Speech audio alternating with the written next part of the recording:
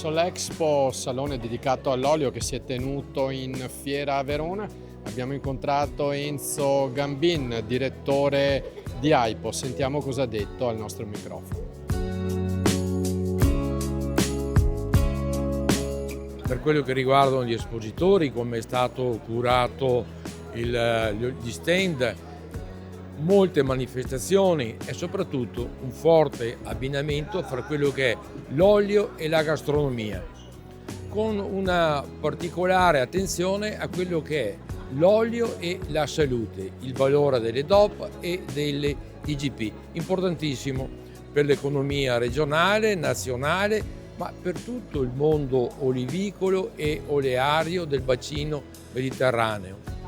L'olio crea economia, l'olio crea benessere, crea anche bellezza e in effetti in questi giorni abbiamo visto massaggi all'olio, utilizzo dell'olio proprio per una attività di rigenerazione delle nostre pelli, ottimo anche come anti-invecchiamento.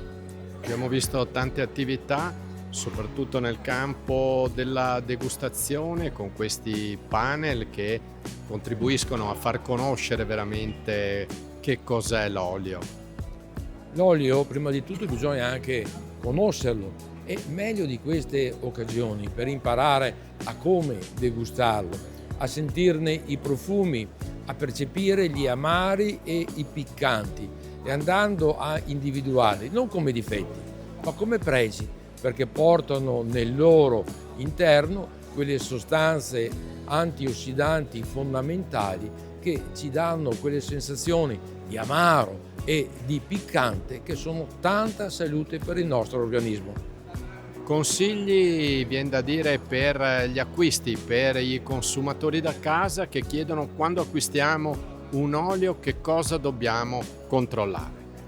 Prima di tutto l'etichetta, valutare da dove proviene un olio, se l'olio è italiano, se invece è ottenuto da miscele di oli comunitari o extracomunitari e dopo assaggiarlo, sentire il profumo, sentire se sono presenze di difetti, sentirlo come si può abbinare ai nostri cibi, alla nostra gastronomia. Non fermatevi al prezzo, andate a valutarlo voi stessi.